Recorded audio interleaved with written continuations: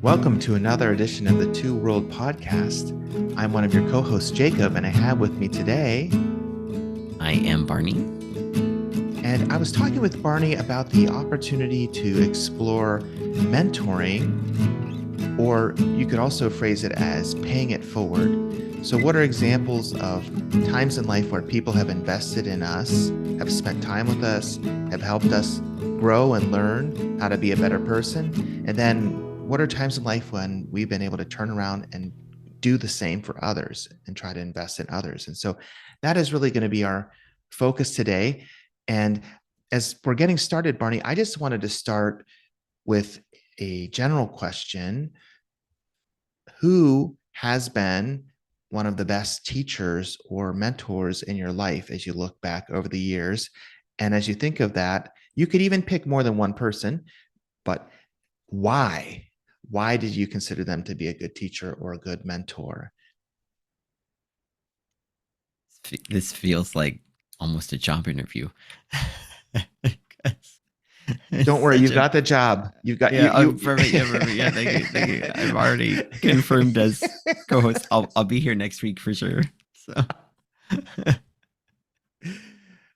yeah, that's such a big question. I want to give it a great answer too, because when you think about the best of something, wow, that's just a huge question, um, and I don't want to, I don't want to like think, like I don't want to say like the easy answer or the go-to answer, and of course say my parents, like I think for sure that's kind of the for sure they're really the best and biggest, people and teachers that have been in my life and impacted and guided me in a number of ways. So maybe dropping down one tier. I wonder if I think maybe I'm very good friends even now with a teacher that I had in high school, and I actually had his wife as a teacher in junior high school as well.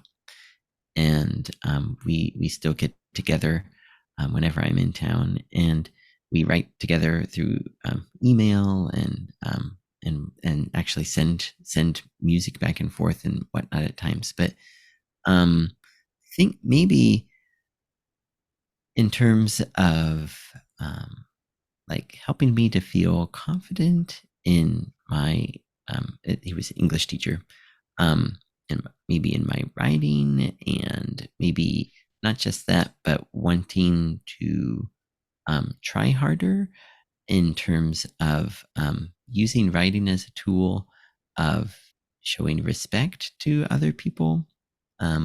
So one example, well, maybe two examples that come to kind of make this a little bit clear come to mind. One is I have awful handwriting, and if I'm trying, it's hard to read. If I'm not trying, it might be impossible to read. And so he kind of instilled in me the idea that it's really worth the effort to really try the hardest thing you can to to write things that are clear and legible for others. And the other one I remember was when I just started a university, and I think at that time email was still fairly new, and that was an era when no one was doing capitalizations, and not even the letter I, was always lowercase I, and just everything was lowercase, and then kind of there was haphazard formatting, and he commented on how boy, things are spiraling out of control with this email these days, and it's worth it, to make the extra effort to have a nice looking email that looks proper and respectful, and of course there are many other things that I could list, big and small, that he maybe made an impact in my life with, thanks to this relationship that I have with he and his wife. But I think those were two that maybe that I don't know that another person might have taught me so clearly or maybe so impactfully. And so I'm thankful for that. And I think that that maybe was something maybe maybe he of course he knew well, he hoped that it would have a change, but I'm not sure if he thought that it would have such a um, uh, such a really distinct change for me. And so I thought that was good. Well, I like that example. I like that it sounds like he was able to help you see an area of growth, but do so in a way that was not um, off-putting or would make you shut down. But he knew how to put this before you and invite you into it. And I like that it was about communication with other people, Mm, because I feel like when I think about my mentor relationships, almost all of them help me in that area too, to understand mm, other people better, to be more empathetic, or to be mindful of how I'm communicating with them. So even though the examples you gave were mostly written forms of communication, it sounded like you started by saying also he taught you how to respect others. I think you used the word respect. And mm, so does yeah, that, am I hearing you right? Is that yeah, sounding yeah. accurate? Okay. And I think maybe the one of the reasons maybe why what he said connected with me so well is he and I have a similar sense of humor, and he was and is so good about phrasing things in a humorous way Mm, that that really gets the point across. Um, but like you say, is in such a tone that that it doesn't feel off-putting, or it doesn't feel offensive or hurtful or you know negative or condescending in any way like that. mm. And um, yeah, but how about for you? How about Ah, some big important um, mentor people in your life? sure. So I've been thinking a lot about this topic even before our podcast, because recently there's a group at the College of Worcester called Worcester Christian Fellowship that has Thursday evening meetings, and um, they needed a guest speaker for one of those evenings. And so I was able to go and share about this topic. So it's been on my mind since then. But I wanted to kind of answer the question with different types of Mm, mentor figures. And so the first one I want to share is an example of a mentor who over time became a peer, because some mentor relationships transform and change. And that's a beautiful thing when you get to know somebody long enough that you become a friend, not just like a student or somebody that they were investing in, but then you actually become colleagues. And so this first example that I will share is an example of that. And so I'm just going to share a picture while I'm talking. And this is an old picture, and I don't even know if you'll recognize me in it, but I'm going mm, to try it anyway. This was taken, I believe, in 2001, mm, in Worcester, Ohio. And a number of the people in the picture you may recognize, like in the back row, mm, with the blue shirt standing up. mm. That's me, actually, Right? Yep. over 20 years ago. And then next to me is Julie Longacre, Yeah. who is Hmm. still in Worcester and Hmm. works with InterVarsity, but also attends Worcester Mennonite Church. And then Hmm. next to her is my wife, Katie. Yes. This was taken when Katie and I were college students, and Julie came to be a staff worker to support our group, which back then was also Worcester Christian Fellowship. And then next Nice. to me, you might recognize someone else, Hmm. Michael Ludwig, who was a guest Ah, yeah. for one of Yep. our episodes when we Yeah. talked about Niger. So, um, and then in the front row, in the center, towards the center, with like a red sweater, is Jen Kinbaum, and Oh, somebody yeah. who also still goes to Worcester Mennonite. So in this picture, you have um, five people, and there are Yeah. more Right. people than Yeah. five, but five that you Hmm. might somewhat recognize, Hmm. who Hmm. are still in contact with each other. And over Mm, time, we were all serving on the leadership team, but we became really good friends. mm, And Julie, who was our mentor then, has mm, also become mhm. a good friend now, and we're colleagues. And so Mm, that's been a really interesting transition. And I could tell even in our friendship over time mm, how we would relate differently. Like at first, when mm, I was a college student, as you would expect, a lot of the conversations revolved around, getting advice and perspective and ideas about vision from Julie about what could happen with the chapter and with the group and how we could grow and learn and mm. do things.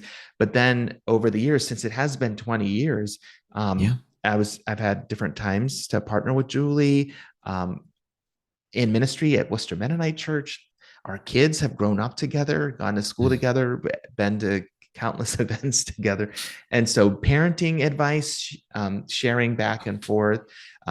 Currently, Julie's serving on our elder team. And so, there's mhm. a lot of conversation around ideas and how we process things. And I just want to say it's really a unique and beautiful thing when a mentorship can grow and turn into something else. And that's part of the beauty of life, that you don't always know what direction a friendship or relationship will go over time, but it's very nice when it blossoms into like being a colleague or something like that, a friend. So Mhm. um, I wanted to start with that one. I have more examples, but I Right. want to pause and get your thoughts and your reactions, and maybe if it resonates with your own experience too in some areas of life. Yeah, yeah, it does. Thinking about how you were saying, especially like how maybe the relationship changes and like you feel like you're becoming um uh relating on a different level in terms of being good solid friends and whatnot and then even colleagues. Yeah, I actually felt um like I could at the beginning when I was first knowing you and talking with you, I felt like I could come to you in a way as almost like a mentor. Um so in a way, like will sound funny, but I never knew that we were basically the same age. Um, and then it just Ah, maybe seeing you as a pastor, then I thought, oh well, he must be older than I am and so much wiser than I am and whatnot. Um, and then so I really felt like it was so great to hear your perspective on things and your point of view on things, and to be able to ask you some questions that I had about about religion and about Christianity and about life and whatnot. And yeah, it's just I don't think it was intentional. I think you probably didn't realize that you were having filling this role for me.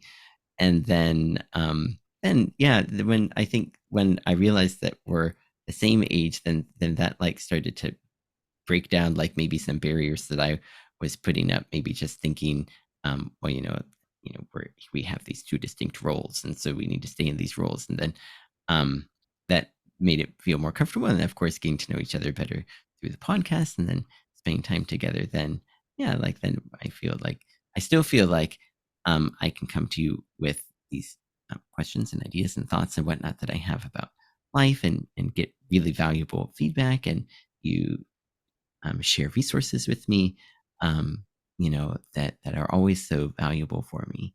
And in a way, yeah, then that has really served as a real blessing to me in that real kind of mentoring way. wow. Thank you very much, Barney. I'm Hmm. so honored that you had considered me in that light, and I'm very grateful for that. And it's interesting that you mentioned that because I have two responses. The first is I very early on thought of you as a peer because, and mostly as a colleague, because we pretty quickly we were collaborating on things. Um, After your visit and the dedication for Yuma, I approached you about the possibility of would you be willing to help facilitate and be like a liaison with Yachio Bible Baptist Church and help us explore the possibility of sister church. And right away we went into the collaborative mode, of sending revisions back and forth of the letter, and then you helping, really launch that. And then very early on too, when I for my sabbatical, when I was able to come visit you, and you were hosting me and guiding me along in the process. And I was relying on you for so much. It was like, oh, it felt very mutual. And well, in that case, it felt actually more like, yeah, you were mentoring me and what to do and how to be.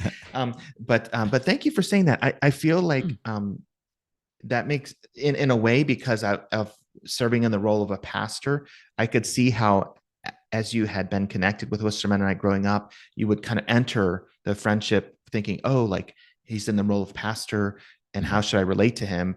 And I think that I've noticed while serving as a pastor that has impacted my other friendships with people and relationships, that maybe initially the point of reference is a pastor is like a teacher figure or mentor figure or leader in the community. So people tend to primarily think of you in that light. But one interesting thing is, in our tradition, we have a very flat view of the church. So there's a lot of lay participation, and leadership is shared even on the level of the circle, the leadership team. It's not just driven by like a pastor telling the team what to do. It's very much a shared thing. So I feel like it's a little easier in a Anabaptist or Mennonite context to kind of move beyond just feeling like, oh, this office I have, it keeps a distance between me and people in the church. It feels like, well, actually, we're all on the same level. And so, but I do appreciate when people say, oh, welcome your thoughts or advice or, reflections on something that makes you feel good. So thank you for welcoming those. And I'm really glad too that we've have went on this journey of podcasting together too, because I think that's helped us really get to know each other more and grow as friends, which has been fantastic. So, yeah. Well, one thing that I wanted to talk a little bit about is maybe the idea of cultivating a heart or compassion, and how leaders can help us do that. We've talked a little earlier about communication, and how we talk to others or write to others. And so I wanted to share another picture. And I've mentioned before this mentor figure. He's somebody who's continued to be present in my life, even into more recent times. And see here if I can go back. This is Lou Volpe. He was my high school English teacher, and he's somebody that when I was in high school was the rare exception to the rule of that the teacher that is difficult to relate to. He knew somehow how to connect with us students, even though he was older than us and in a position of authority. He somehow drew us in the way he taught to make us feel like we had a share of what was happening in the classroom. And I'll never forget one time he was so passionate about this poetry he was teaching that he got up on his desk, he put a helmet on, and he said, I'm a fish, I'm a fish. And he jumped off of his desk, flapping his wings, and he banged into his filing cabinet and fell on the floor and was squirming around. And he was demonstrating for us, like it of course grabbed our attention, but like how you can be so passionate and even goofy and how you love something or celebrate something. And it really drew us in. But then also, once he had our attention, he helped us go deeper with how we show compassion to other people. And he was very good at helping us to plug in our local community to do service projects. He was a big leader of this organization called Guys and Girls United to Serve. And he helped us make those connections. So when I think of mentoring, I think of him and showing us students how to have more compassion for our neighbors and to be passionate about what we did in life. And one final note, I'll also say that he was also very helpful for me in a time when I was grieving. He had lost his son, and I believe it was, I think multiple sclerosis. I'm not 100% sure, but he had lost his son some years prior to when I lost my my mom and dad. And so he had gone through this unique journey of grief. It's so intense for a parent losing a child. And I remember going to him and talking with him about the grief I was experiencing with losing my mom.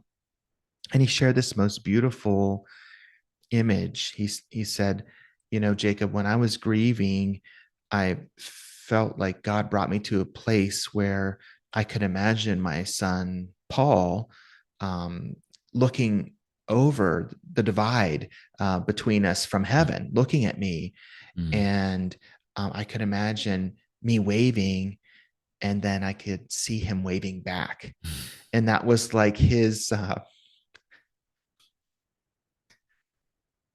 word of wisdom that Mm.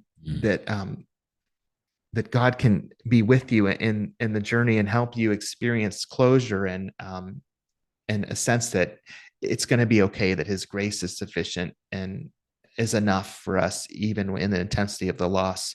And so I'll always remember that conversation and His willingness to go there with me and to share that, to open up in that way.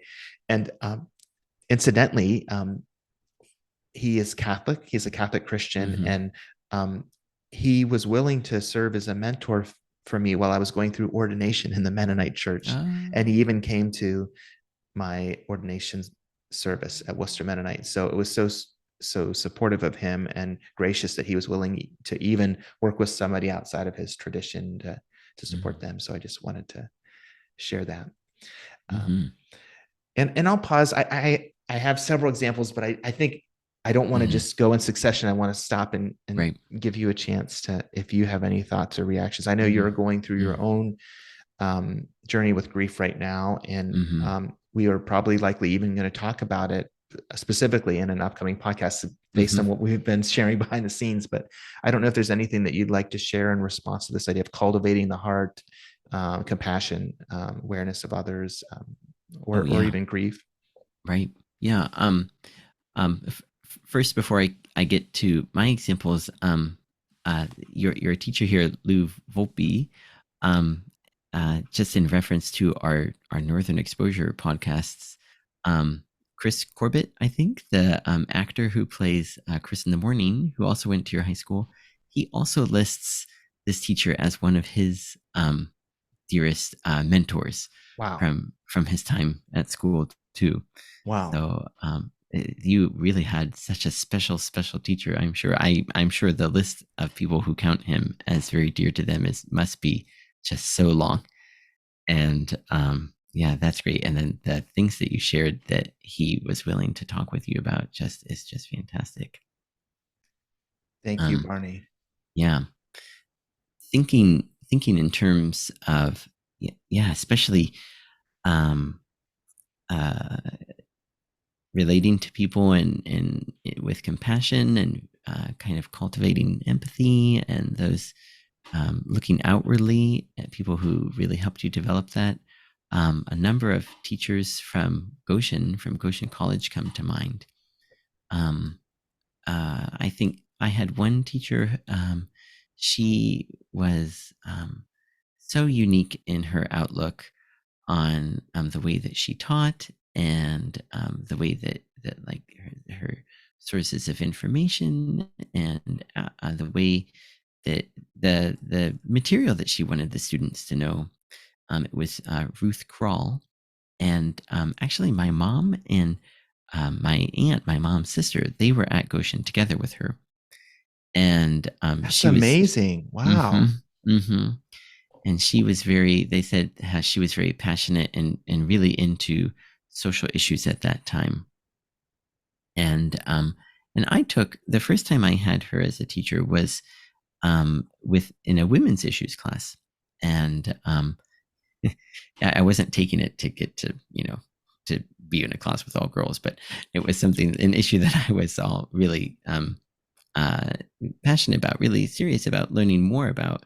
And she was so welcoming. Of course, it was just me and a handful of other women in the class, and made me feel like I was welcome in this area to learn these issues, and the things that I had to say and my outlook were valuable.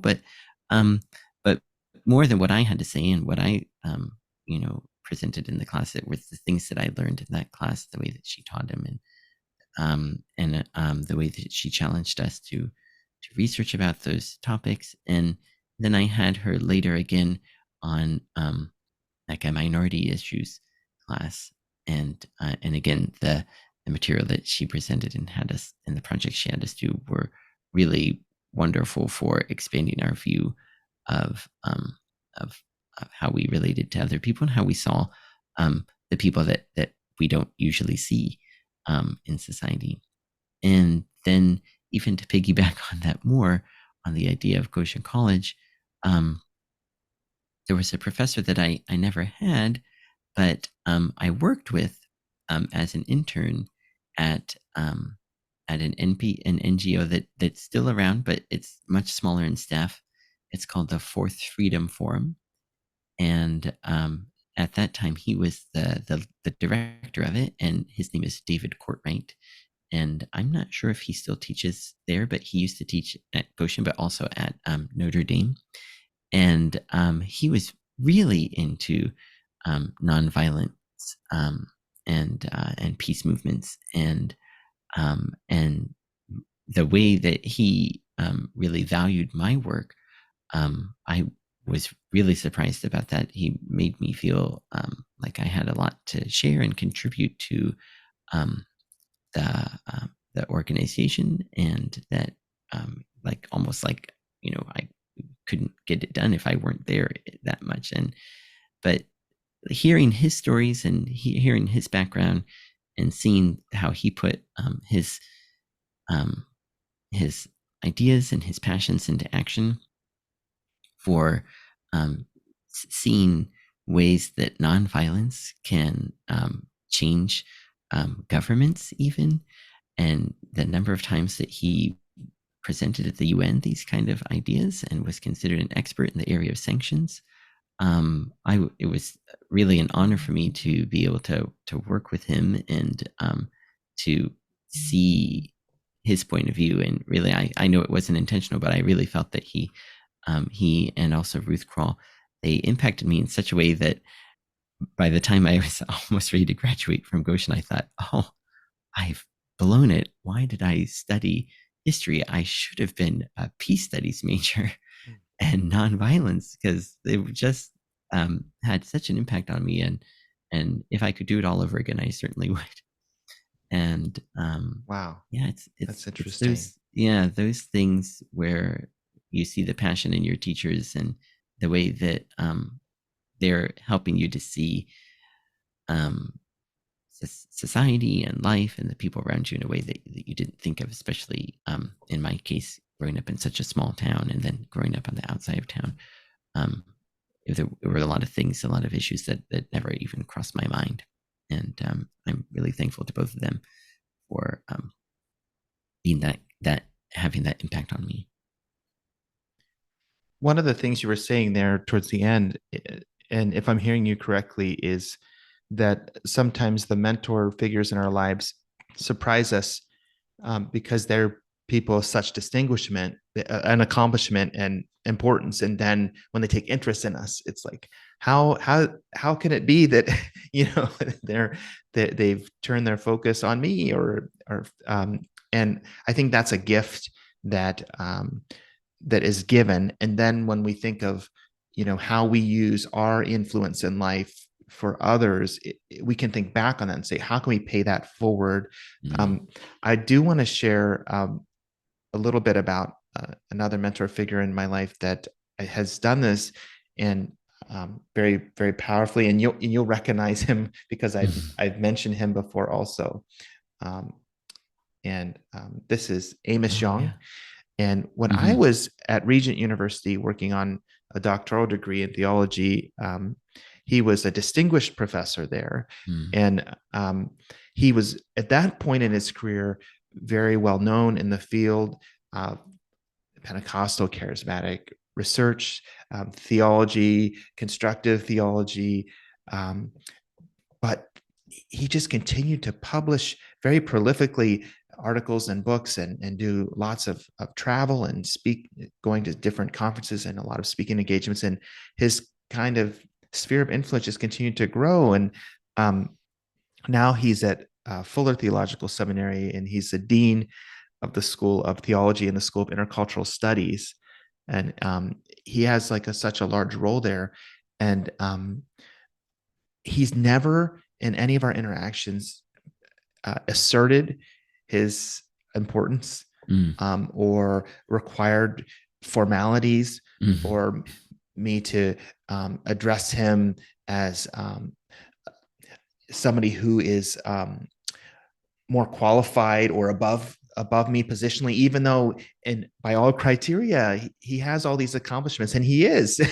But he's always in his interactions with me been very open and willing to dialogue. And I think I mentioned before, recently he even reached out to me and we ended up co-authoring an article in mhm, an encyclopedia together. And mhm, it was basically my dissertation research that I had done with him mhm, like over 10 years ago. And he found a way, an opportunity for me to share that afresh with the St. Andrew's Encyclopedia of Theology. And so mm, he's that type of mentor that doesn't see his mentees as competition, but he sees his mentees as individuals for whom he can pay it forward and bless them and invest in them, just as I believe he probably had others doing for him. And I really appreciate that and admire that. And I would also say, too, that he was really good at cultivating a sense of the importance of the mind and mhm, the life of faith. I think I already told you that story of when he mhm, met my dad, mhm, and my dad said, mhm, "Well, I really appreciate how Jacob loves God from here," and he pointed at my heart. And Dr. Young says, "And I also appreciate how he loves God from here," and he pointed to my head. mhm, mhm, But he used to tell us in our seminars and our classes that we need to cultivate a habitus, a certain rhythm in how we engage. And he recommended like a yearly participation in a conference as part of that mm, habitus, like being mhm, in a scholarly conversation with others, a scholarly community where you can explore ideas and mm, not be mhm, isolated. And he's very good at helping us take what we were passionate about and try to make it into a conversation with others and to expand that and to grow in how we engage with the subject matter. So he's very ecumenical in how he works and mm. intercultural and all of the things that our podcast celebrates, hospitable. And so I Mhm, can't say enough mhm, good things. And those values then he, I think, passes on in many ways to those that he works with and mentors. So um, want to stop there and get see if you have any reflections as you hear those thoughts. Yeah, I've you've mentioned you know uh, this professor of yours a few times, um and then to hear of all of these accomplishments and whatnot, but every time that you always described him as just the most down to earth and the person who would always give you the time of day no matter what's going on. And then, yeah, like you say, he easily could just say, well, look at me and how important I am, and sign his email with all of his, you know, um, all of the many different letters after his name, but yes, and there is something I wonder if how much of it is in thinking about a mentor, people who become mentors, or intentionally or unintentionally. How much of it comes from their own life experience of certain events or certain people that impacted them in such a way that it just made it click that of how important it is to pause for the people around you, no matter who they are, no matter if it's someone just on the street, or if it's your classmate, or just someone that you notice down the hallway, in school that you've never talked to. And I wonder if it's this giving the time to these people that kind of starts the ball rolling of what it is to have the outlook, to have the um, I want to say personality. It's it's a little bit different than that, but like the whatever the word is that I can't think of. Just there's just something inherent ab- about someone who becomes a mentor. I don't think that everyone at certain points in their lives they couldn't say that they're a mentor at that time in their life. But I think that probably um, being becoming a mentor, kind of putting aside what you feel is important, the self, pushing aside your importance and making space for the people around you. I think that's born from something. And the point I'm trying to make is I'm so curious about what it is about your professor that you just mentioned. I wonder about, he must have had some very impactful moments in his life when he was growing up that made him such a wonderful, compassionate, and just amazing teacher. Because I'm sure that we run into a lot of professors and teachers in our lives who are just teachers and professors and who love their research, love what they do, and are good teachers, but we might not necessarily think of them as mentor figures. And but then when we get these unique people in our lives, like the ones that you've mentioned, that I've mentioned, there's probably something special, some key moment or a number of moments in their lives that um, made them, this inherent Mm. attribute in them that makes them great mentors and Yes, um, yeah, that's a people that we mm, things that that, we just don't forget. that's a great point. And he has shared in his books different experiences um, that have formed him. Mm, Having grown up in a variety of different cultural contexts, I think has impacted that part of his work that is very intercultural and that makes him very aware of hospitality. So I think that that translates not only in how he um, does theology or relates ideas from different cultures together, but on the personal level of how he just meets individuals where they are. Um, and then he's also he wrote a book about the theology of Down syndrome and shared in mm, that book about his personal experiences with a family member who has Down mm, syndrome. And I think, those types of experiences he would say in his book have shaped him and how he looks for gifts in other people, mm, sometimes that aren't recognized or that people overlook.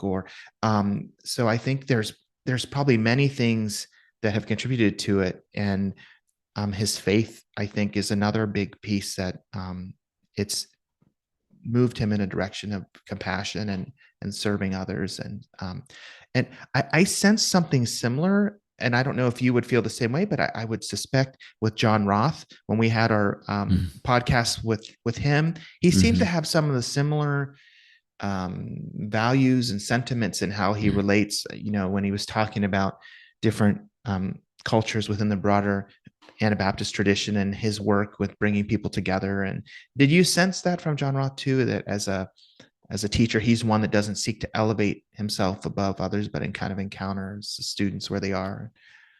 mm. Oh yeah, for sure. Yeah, I think even in that episode I mentioned how he would always um, give everyone exactly the time of day and I always, even though I only had a few classes with him, I saw him around campus all the time. And I always felt like, even just at that time, I was working at the library too, and his office was at the library basement. And I felt like I was meeting him every day. Um, and like kind of got like a real charge, like a real uplift just from these real small encounters with him. And yeah, he's just I'm sure that he knew everyone's name on campus. It's just there was just something about him that yeah. He also was another teacher at Goshen who made such a big impact on me, and I felt like I learned a lot from seeing him as a person in the way that he worked too. One of the things that I was hoping to do is to share with you about the transition of like I'm saying I like to make it personal, but we could say Mm, we mm, probably also. Um, I have been so blessed by these mentors, therefore, I want to bless others. And so I just wanted to talk about that transition um, with one more mentor figure. And then I would like to move into some examples of people that Mhm. I've been able to invest in. So just for the final mentor figure that I want to mention here, I'll bring that up right now. Um, Mhm. so I don't know if you notice anything unique about this picture. This is taken on the campus of Bluffton University. Mhm. The person on the left is Marvin Lorenzana. At the Mhm. time, he worked for Mennonite Mission Network, and Mm. he was the director of this program called the Missional Discipleship Initiative. And one year he came and spoke at Ohio Mennonite Conference's annual assembly. And he spoke at the missional workshop before it. And he helped mentor me and a group of other pastors in our conference and helped us start the missional discipleship initiative in our conference. And so I got to know him over a period of 5 years, 4 or 5 years, something in that range, where Mhm. he was mentoring me and discipling me, but then he was also helping me as I was doing other groups that were doing the same Mhm. thing. But this picture is actually a little bit of an optical illusion because when we were there, I took a picture of him standing by the statue on the left, and he took a picture of me standing on the statue on the right. So for this slide, I just cut it at a certain Oh, spot and put them together. So whoa. if you look a little bit more closely, you can see like at the bottom right of the picture, Mm. that there's some Ah. bricks showing up there over the front of me that don't make sense. But this is a splice together. But we were both there in that moment, so we Mhm. each just Mhm. took Mhm. either half for the other person. But anyway, Marvin had this principle in how he viewed mentorship, and it was based on this conviction that, and he liked to use the term discipleship more than mentorship, but he would say Mhm. um, Jesus wanted to make disciples that make disciples, and Mhm. he quoted Paul's writings where Paul Mhm. says, "Follow me as I follow Christ," and he had this idea that we can um, pour into people's lives, have that life on life contact, and walk together in a season, and with the hope that it doesn't end there, but like the concept of paying it forward, that as we've poured into them and tried to support them, that then they're empowered to go do the same for others. And um, he also quoted that verse that Jesus said in John's gospel, "As the Father has sent me, so I send you." And there's this idea of motion and purpose, and Mhm. um, so I look to him as one of those mentor figures who kind of helped me wake up to the Mhm. idea that there are people in my life right now in this season, if I look around, that that could benefit from me investing in them, or Mhm. someone investing in them. And if I'm able to do it, then I should explore that. Um and I guess I hadn't really thought of it so clearly before. I'd always kind of thought, oh, maybe if I'm older and Mhm. have a more life experience, then somebody will seek me out or I'll find a way. But his contention is that at any stage in life, you should always be learning from somebody. I don't know if you want to say being mentored by them, or at least walking with somebody who you're learning from. And then also you should be investing in someone and pouring into Mhm. them. And so that was a kind of a little bit of a, or not a little bit, it was a paradigm shift for me in how I think of Mhm. ministry. So from that point on, I started intentionally trying to find people in my life that I could pour into. And so I wanted to give a few examples, but before I do that, I want to stop and give you a chance to respond. Mhm. Yeah, I've it's neat to see this person's photo because you've mentioned about the project that the kind of initiative that he was leading, and it really sounded amazing. And what a great idea to apply that really intentionally into ministry. And I that really made a real impact on me hearing that. And I always felt a little bit jealous in a way because I don't have that kind of there's nothing like that going on here, and it felt like almost too big of a thing for me to be able to to try to even start where I am. Just maybe in one part, just because of um, the culture of work here, and and life and family, and the way that they are perceived, and the way space is made for them here. Um, and of course, right now where I'm living, and where the Etio Bible Baptist Church is such a big distance that it would be hard to to really make that work well. Although since then, since learning of that, then Zoom and whatnot has become much more. Um, uh, People are much more adept at working with this kind of technology, and so maybe there's a way to think about reviving it, or getting it going here in a way. But yeah, that's nice to hear the things that he said about um,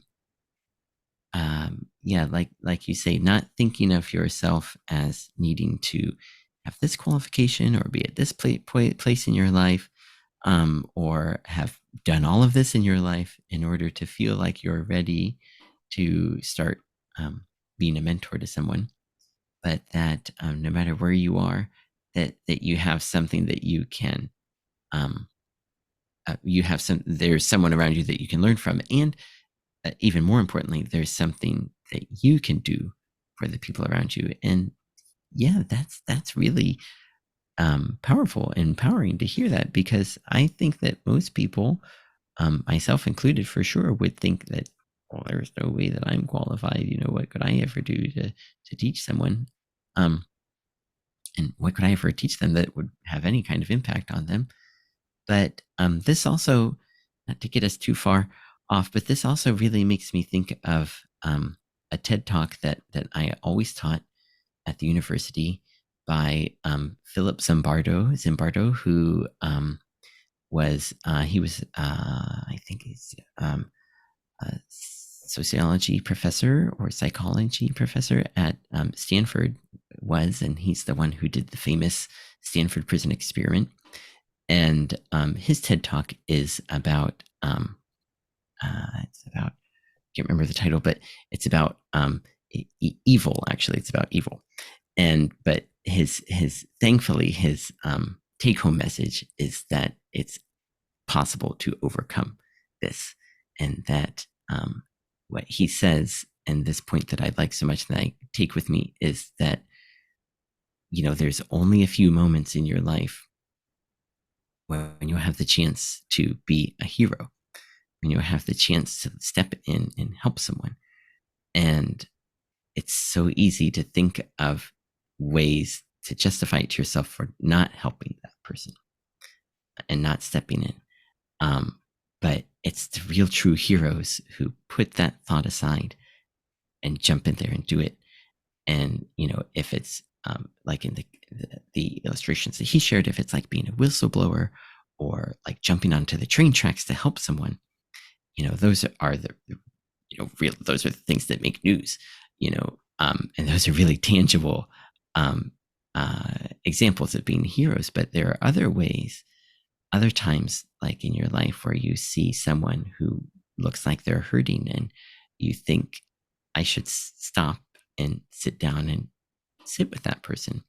But then there's always the voice in the back of your head thinking, maybe they don't want me to, or I'm busy, or I've got to go home, or I've got to do this, or I don't want them to feel uncomfortable.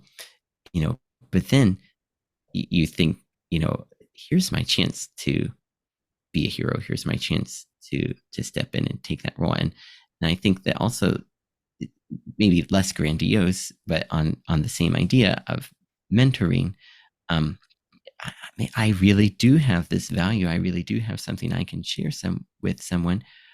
I have, especially in my case, thinking of our personality episode, I should be more outgoing. People should really feel, not worry about whether they're bothering someone or this or that, and try to engage someone that they know. If you're in the case of this mentoring relationship, and really engage them on a deeper level than just chatting or whatnot, and not intensely at first, but let the other person know as best as the culture lets you that you're interested in who they are. And um and um that's just so neat to think that everyone at every moment in every stage in their life has something that they can share and teach to other people, um, either, regardless of age or stage of life that they're into. And that's empowering to think of that. That is empowering. And there's several things that you mentioned just now that jump out to me. One is that I think, used the phrase stage of life that people are in. Then you also use the phrase when people are hurting. And I think we tend to think of mentorships, or if you want to use the other term of like paying it forward or investing in another person, um, with an asymmetrical age dynamic of coming from someone older to someone younger.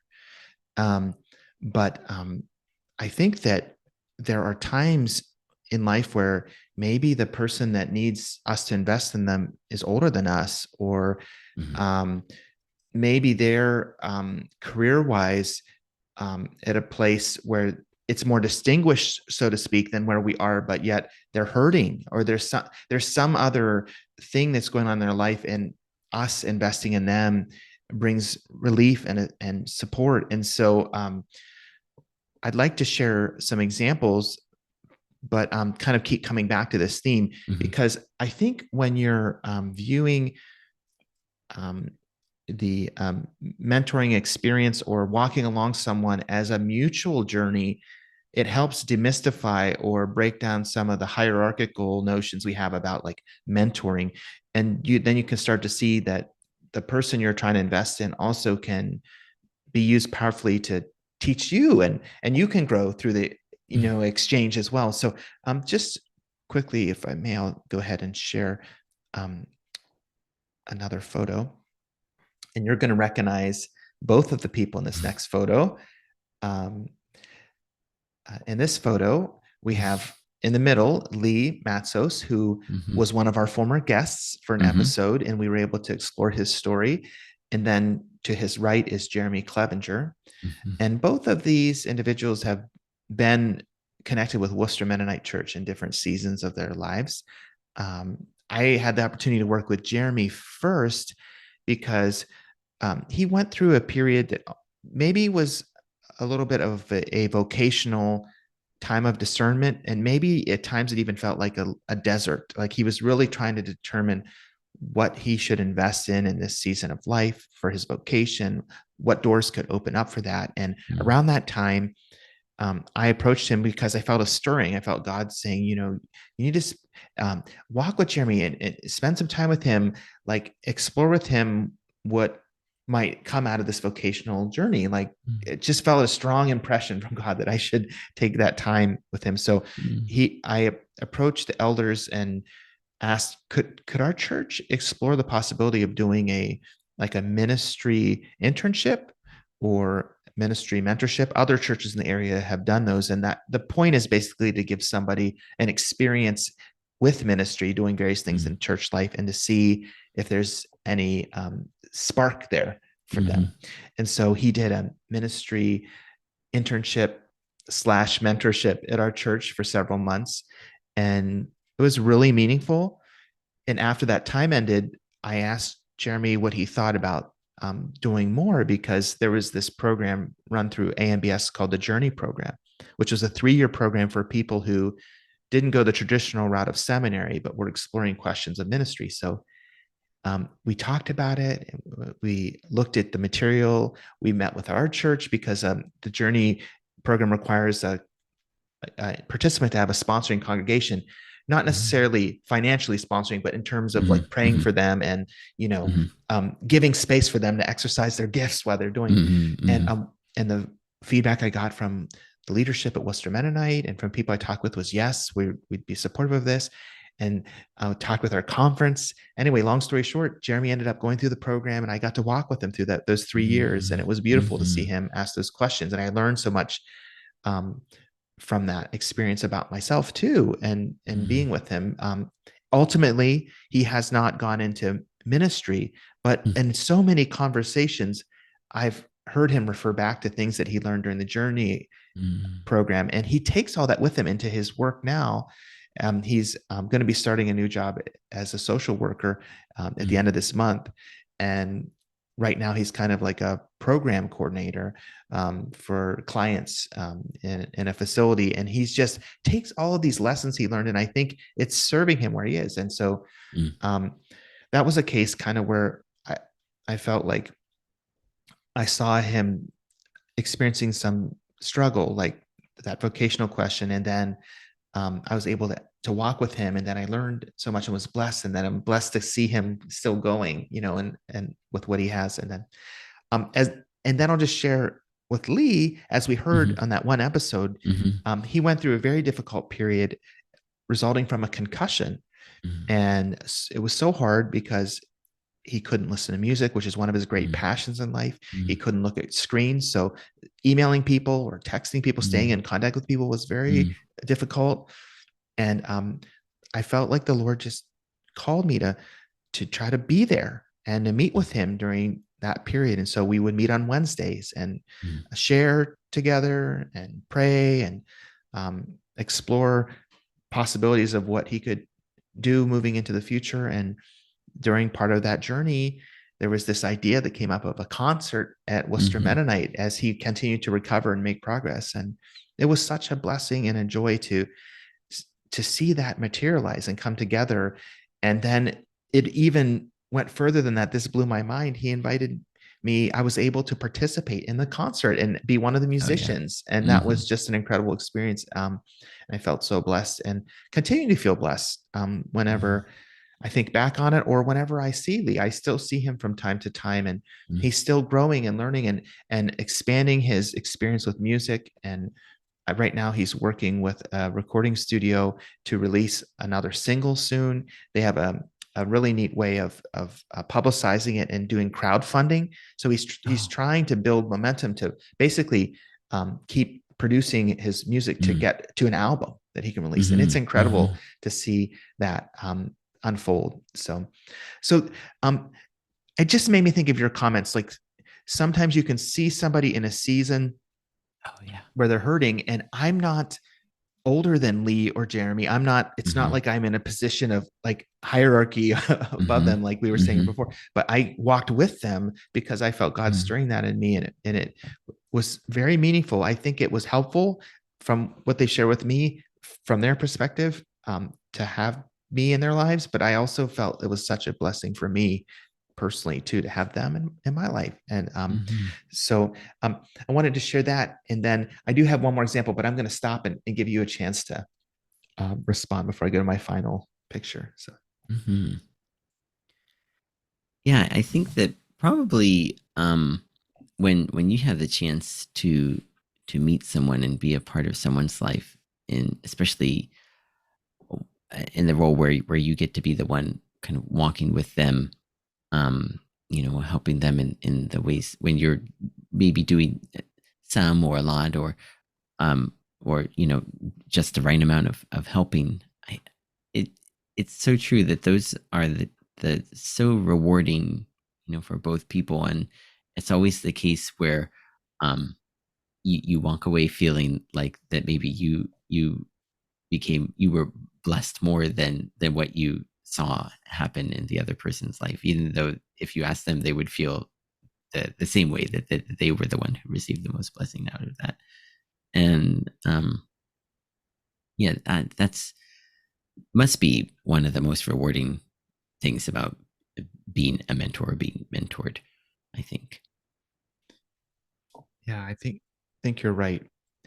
And uh, the um, the experience of seeing somebody else work through and journey through a struggle or a difficult time and trying to be a support to them, I think can only help us also when we ourselves are struggling, and to have deeper empathy and appreciation also for the people who then are there for us when we're struggling. And for my final slide, I just wanted to share um, about a very unique experience of walking with someone in a season of need.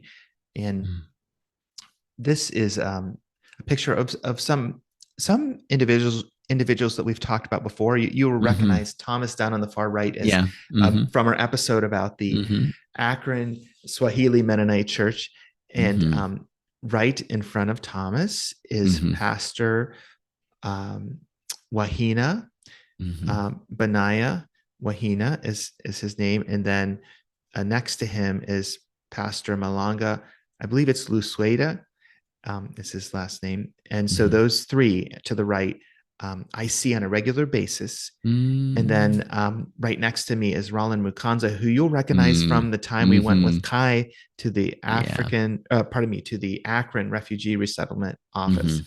And he's a tremendous Mm-hmm. individual as Mm-hmm. well. But I'll just mention about Thomas and Pastor Malanga and Pastor Wahina that uh, both of these pastors are um, now Ohio Conference pastors. On Mm-hmm. World Communion Sunday, they were licensed and a special World Communion service, and it was an amazing moment. It was a 5-year journey.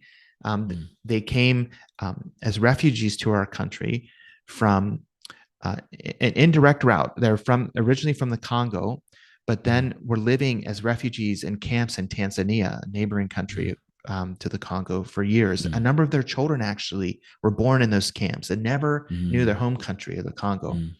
And so then they immigrated here to the United States as refugees and were settled in the Akron area through Rollins' agency and started getting plugged in to local community. And then as Rollin heard them talking, he thought, it sounds like they're looking for connection with a broader church. And so Rollin reached out to us in Ohio Conference, and that's how we got connected to them.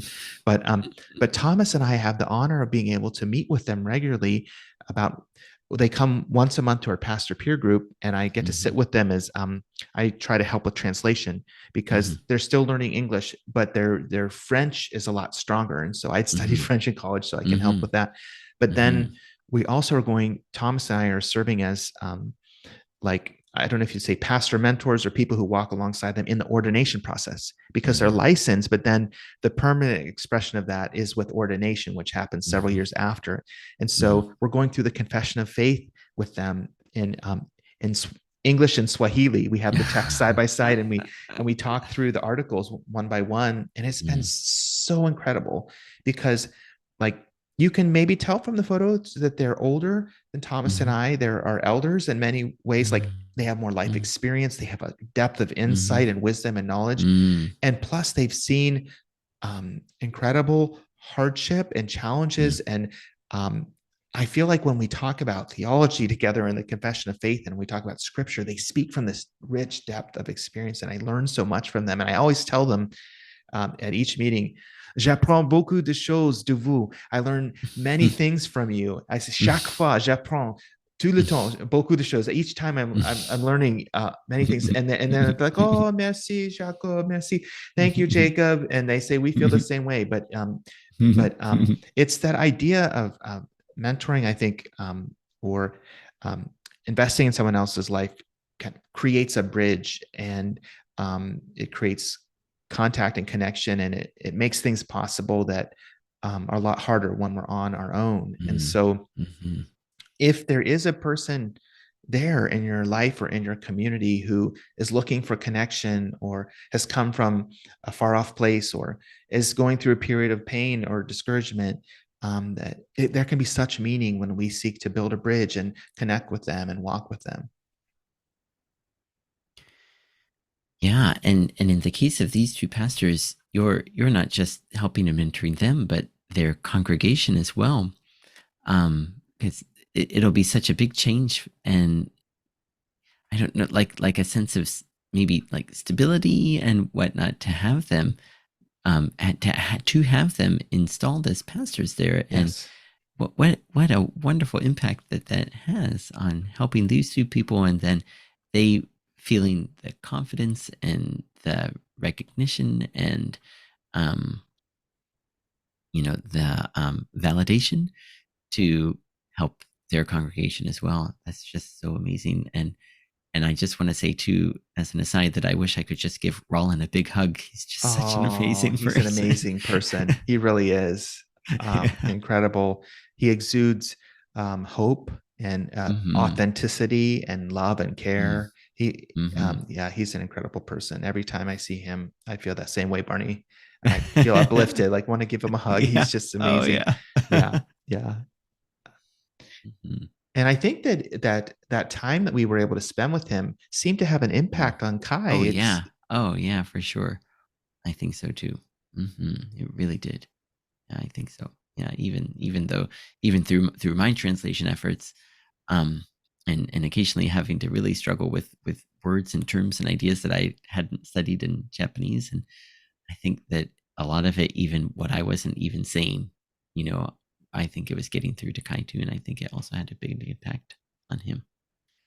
I agree. I think there was this very powerful moment in the conversation where Rollins said to Kai, well, and to us, Hmm. sometimes I'm stuck and I don't know how to help a client. And so I go outside of my office and their hallway is like a big like rectangle. So you can Hmm. walk around and then come back to your room and you've essentially Hmm. done like a loop. And he says, and I'll start Hmm. walking and I'll cry out to God. I'll say, Lord, I don't know what to do. Please help me. Please give me Hmm. wisdom. And he says, and every time, by the time I get back to my room, the Lord gives Yeah, me an answer. And as he said I that, he know. began to cry. And it Yeah. was so powerful. Like it was Mm, palpable in that moment, in that mhm, room, that mhm. small Oh, office yeah. room, just how much he cares for each person that comes in and how God has put that on his heart. And so that was very moving. Yeah, Mhm. Oh, yeah, really. Mm. definitely. Is there anything else that you'd like to share before we close our time? Um, yeah, well, I mean, actually, not to make this go too much longer, but when we thought about the topic of mentors, the very first idea that came to my mind was, Worcester Mennonite used to have a mentor program. Um, Oh, and wow. I Nice. remember, I remember the youth, I think maybe from the age of 16 or so, were encouraged to find a mentor. And I know that, I'm sure that my oldest brother Craig did it, but I remember that my sister Christine did it, and my brother Jay, his mentor was Pete Johnson, and and I chose someone who, I'm really glad that I chose, and he has since moved to State College, Pennsylvania, but he was Rick Stahauer, and I really felt like I'd lucked out when choosing him, because it was like just the spot on perfect choice. His degree is in forestry, and so he was working at the research center with indirectly with my dad, different departments and whatnot. And I felt such a great connection to he, and also to him, and also to his family. And I really liked the fact that he was scholarly, and that he had a real dry sense of humor, but he really was interested in a lot of different things. And then, most importantly, that he really likes coffee. And Oh, nice. Nice. yeah, That's good. yes, That's important. yes, yes. And so I remember having coffee with him, and he, being the expert coffee drinker, he got coffee and right away just started drinking from it. And I thought, oh, okay, I'll just do the same thing. And I took a big swallow, and it was very hot. And I Oh. thought, how does he do this? And then I went home and told my parents, you've got to see this Rick Stayhauer. He just drinks coffee right away. And they're like, oh, yeah, he's an expert. He knows how to do it. And then I thought, there's something more to this. And I learned the art of, sipping coffee, of course, and um, it's just interesting how these small things, that you pick up from someone, or inadvertently, looking back, then I see these qualities about Rick Sayhauer that really attracted me, drew me to him, even though I didn't realize at the time why I thought that maybe he was a good choice for me. And I'm very glad that I chose him, and as a mentor. And I think I remember writing to them, maybe even more than 10 years ago, but I still feel that if I got on the computer right now and sent a note, that he would be happy to hear from me and respond right away. Um, yeah, so that was the last thing that Oh, I that's wanted to very say. sweet. Well, that's Hmm. that's special that that existed to connect youth with the adults in the congregation. Hmm. What a wonderful Hmm. idea. Hmm. That's gives leaves me with something to think about Yeah. for even today, at Yeah. Ulster Mennonite. So thank you, Hmm. Barney. Hmm. Yep. And we would like to thank all of you for listening along with us here today and watching along with us. And as we often close our podcast, we try to connect our message today with you, our listeners and viewers, and encourage you to travel or try something new or watch Northern Exposure. But of course, today I think the message is very, very clear to all of you and all of us that you know whoever we are, we have something valuable to teach those around us, and it just takes a moment to pause, to think carefully about the people around you, and be observant and be brave and reach out to someone around you, and I know that that person will really sincerely be thankful that you did it and feel especially blessed by you doing that, and something that I intend to do as well on as much as I possibly can. I know that I speak the same for Jacob, of course. And beyond that, we are thankful for you guys tuning in today, and we hope that you, as we are looking forward to the next episode. And so, for the Two World Podcast with Jacob, I am Barney, and we look forward to seeing you guys again next time. Thank you.